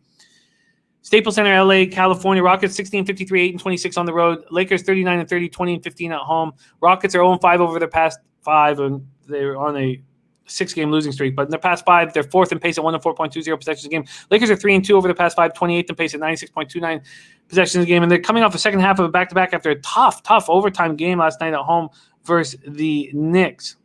Glenn Elliott Man says LeBum back now. Anthony Davis likely out. So 2-0 Mets triple. God, I should have had them first 5. It makes me want to smash my computer a bit. But I have the -1, so it will help full game. Let's just take a quick look at the most recent information on the Lakers. AD groin tightened up during Tuesday's win over the Knicks is available for Wednesday's game is to be determined. And where do you have LeBron James will play? Anybody? Where do you have LeBron James will play? Can anybody confirm that. LeBron James. Let's see if we can get something quick here. Targeting return Wednesday. Okay. So this is a great spot then. I'm going to wait for everyone to know that he will be back. I will be on Rockets first quarter with you, Anthony. But I just want everyone to know that LeBron's back, and I want money to come in on these Lakers. Sitting at 13 right now. So if I move on the first quarter right now, I get plus 4.5 and minus 115. That's pretty good. That's pretty good. Okay, I'm going to move on Rockets first quarter. Right now it's at plus 4.5 and minus 115. I'm going to keep a very close eye on it. Okay, let's go over everything here for NBA. We have Tron Hopkins on Bogdanovich over 19.5 points. And we had what was the other spot? Here, there was another prop bet that I meant to have written down. I've got no move here on Wizards Hawks. Then we have Spurs Nets, another no move spot for me. Coming off a 6-2 day and don't want to make a move here. I love that spot, Bleds W. I think the last time LeBron came in in his first game back, they lost that first quarter badly to the Kings. They lost outright by like 5 or 6 points. Glenn says Rockets first quarter was a disaster last game, 50-33. It's a very different spot, but I hear you, Glenn. Celtics Cavaliers off. We have Dutch Boy Fresh on Luka the Dawn over 28.5 points and minus 106 coming off a bad game. That makes a lot of sense to me. I wonder if I move on the Mavericks first quarter. Clearly this NBA is going to take more time. I'm going to move on Rudy Gobert, the Dutch Boy Freshest look over 13.5 boards. Ingles over points, rebounds, and assists is another spot. And then Rockets first quarter plus 4.5, I'm going to be on definitely. Okay. And no, it does say, I looked it up, and it's true. It says at CBS Sports, they say Lakers star targeting return Wednesday. So I think that with AD being out of the lineup, he'll probably start playing, try to get right. Oh, it was John Collins. Thank you. Russell Westbrook assisted John Collins points. Thank you, Dutchie. Okay, so we're coming off a nice day in NBA. Let's finish this very tough season strong. Let me put this in for Dutch. Okay. All right, let's move on to NHL. The Jets were such a gift last night. I don't know why I had to add the over 5.5 as well, which Jets scored 5 goals. Knuckleheads couldn't get me 1. It's been a bad year, and I'm sitting down 0.37 units. So, I mean, it's not been horrible in the pocketbook, but NHL is supposed to be my bread and butter. And I see clearly what I'm going to do next year, clearly. Oh, and somebody asked me what futures I have live. I'm pretty nice with the Avalanche. I did go in with my, we talked it out with my wife. We did bet. She bet the Leafs. So we did make a bet on the Leafs to win the cup, but I've got nice leverage. I got nice stuff on the Avalanche and Capitals. I got huge numbers on the Capitals, 16-1 and 22-1. That's it. So I have Avalanche and Capitals. That's it. And then made a bet for my wife on the Leafs. Okay, let's get to work here. We're going to start with Edmonton Oilers, Montreal Canadiens. I knew the goalie situation in every spot except this one because it said Koskinen and Jake Allen. I wonder if that is possible because I wouldn't play. Yeah, there's Stalock. That makes sense. And Caden Primo. That makes sense. Okay, Alex Stalock, Caden Primo makes a ton of sense. North Ender says, "Boo Jimmy, Leafs are done in the first round of Habs." The Leafs are going to beat the Habs so easily. North Ender, so very easily. Dennis Garcia says, Leaf bet is fine. They're the only team guaranteed to be in the Final Four. The Oilers have impressed me down the stretch. You know how much I dislike that hockey team and think they're easy to play against. So I think that Leafs-Oilers series will be the best hockey that I've seen in a long time. Free-flowing offensive hockey with superstars out there. I'm very excited about it. I think North Ender, the Leafs could lose Marner and Matthews and still beat the Habs. That's what I think. Goes to the cup, says Jose. Okay, so that makes a ton of sense. Caden Primo, this game means nothing to anybody except for Alex Stalock. This game means a lot to him. You can imagine that McDavid won't be in the lineup. Draisaitl won't be in the lineup. Birdie says over 6 at plus 100 makes total sense of that price with those goalies and a little to no defense being played. I think Stalock plays well. I think the Oilers would be the spot here. I think you get McDavid and Draisaitl out of the lineup and get a nice number on the Oilers. But let's wait. Let's wait.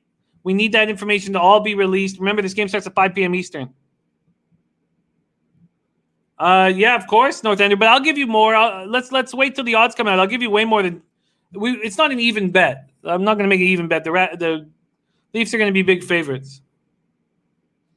Glenn Man says the Oilers are playing the Jets. Yes, of course they are, Glenn. But in the second round, they're playing the Leafs.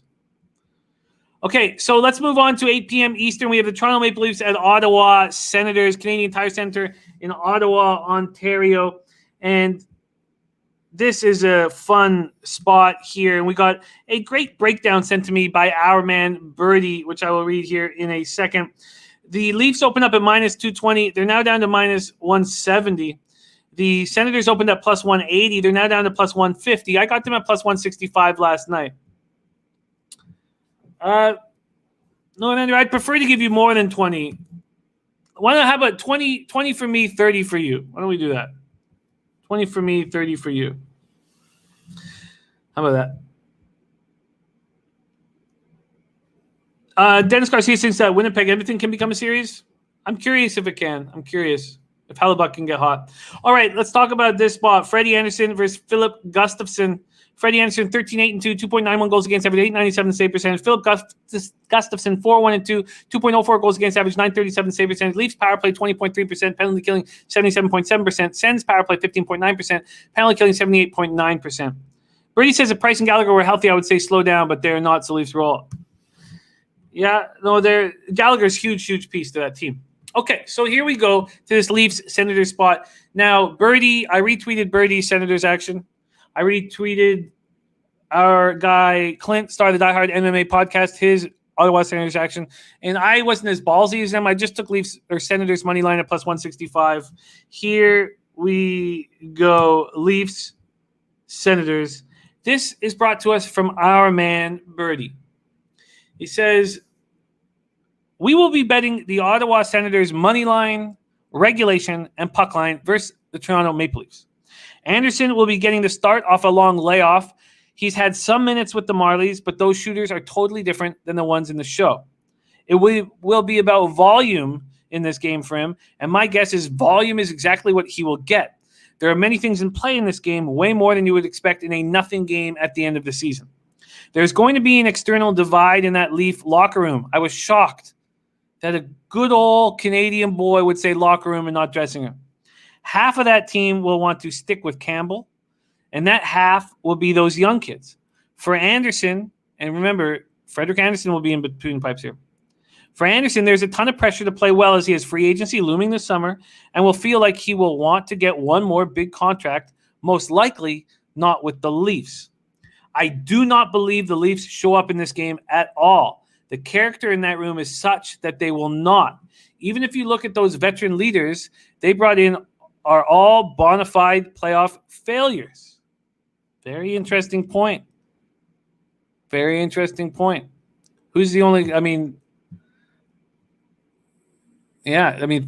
Thornton's played in the Stanley Cup final. Spets has played in the Stanley Cup final. Simmons hasn't been anywhere near a Stanley Cup final. Nick Foligno's never been anywhere near a Stanley Cup final. Interesting. The Sens, on the other hand, will approach this game like it is their Stanley Cup. The Sens have an opportunity to finish this year 6-1-1. If you watch last game versus the Leafs, they won in OT. Dorian spazzed in the manager's box, absolutely spazzed when they lost. They want to beat the Leafs. They want to go into the offseason on a high note with optimism for the future, as high has been in the last 6 years for him. This most likely will be the last banger of the year, and we will hit it hard and from multiple angles. Not sure how this line is going to look. I do believe that when Anderson is announced, we will see a very juicy money line on the Senators.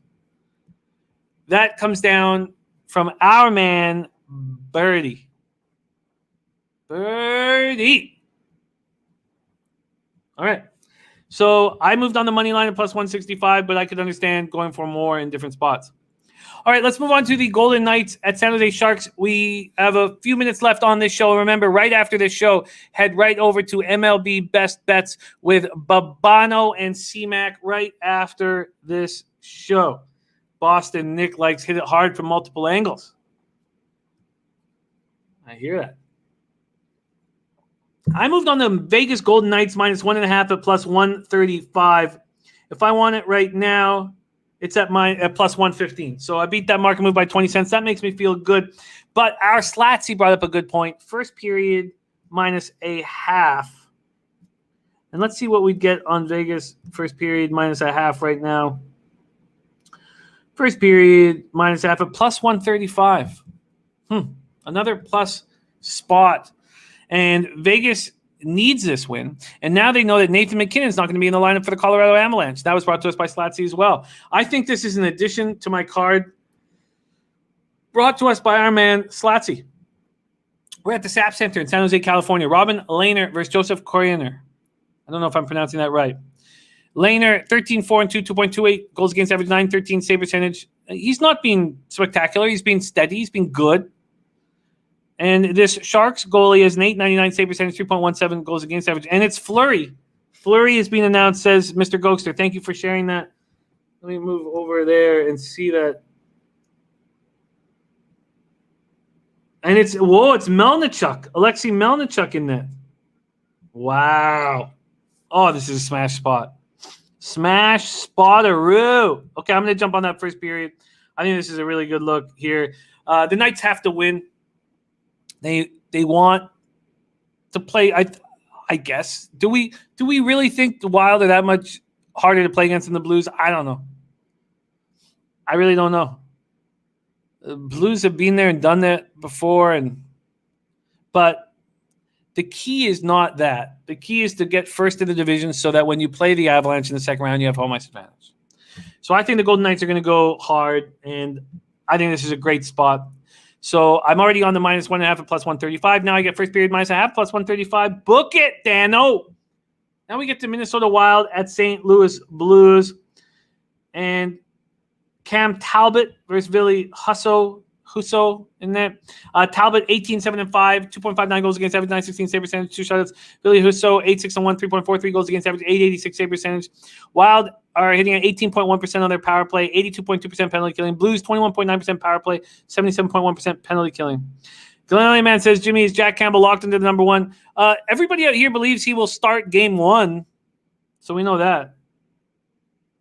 Slatsy's also on Vegas regulation. A Wild money line and over 6 and Sens Leafs. Wild money line here. And the Blues have absolutely nothing to play for.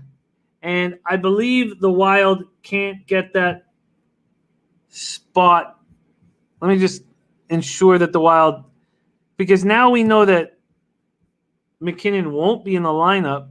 So do the Wild have any chance at all? 2 games left? Yeah.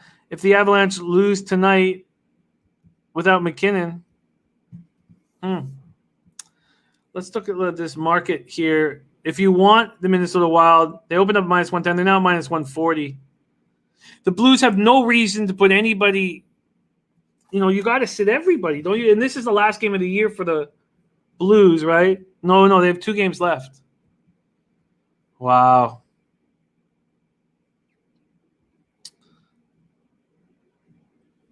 It can't be set in stone, Mr. Gokster, because the Wild have 2 games left and are 3 points back. The Wild could still conceivably get second. If the Avalanche lose twice. Huh. Yes, very important start for Anderson. Wow, the Wild have to be the play here. The Blues should rest everybody. So Wild -1 on the road, doesn't that have to be the play? And Slatsy said that he's on Wild money line. And Glenn Man says McKinnon will now miss the last 2 games. I'm fine with that. Let him rest if there's anything bothering him. So then we have Kings Avalanche, and we've obviously going to see a huge market move, and we haven't seen it. Wow. I wonder if the Kings are those play. The Kings, can you trust the character in the Kings dressing room? I can't. And Wyatt Chapman said Wild Stone Cold Lock. I can't trust the character in the Kings dressing room, and the Avs want to clinch. But at this point, you have to think that there's probably look. The Avalanche in the last 5, I was going over the last 5 games, they haven't won a game by more than a goal. I wonder if the Kings are a live play here. I wonder. I'm going to leave that as just a wonder. So I'm going to add the Wild -1. I'm going to add the first period -0.5 for the Vegas Knights. And I think we have a really good opportunity to make money in NHL tonight. A really good opportunity with all plus money spots. So let's do that.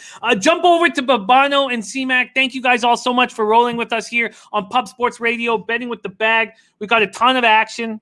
To review NHL one more time, we are on. Oh, I want to see Alex Stalock have a monster game for the Oilers and take over that backup spot from Koskinen.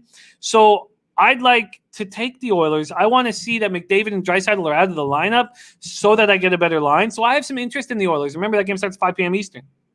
But I'm on the Senators at +165. I'm on the Knights -1.5, +135. I'm going to add Slats. Slats is look, first period, Vegas -0.5 at +135. And I'm going to add the Wild -1. Ilya Katz, Joey Work, Glenn Elliott, man, North Ender, Mr. Gokster, Brian Watson, Jason Folk, Slats 45, Wyatt Chapman, Puzzler. What a great, great group. Thank you guys so much. The Czar, Boston, Nick.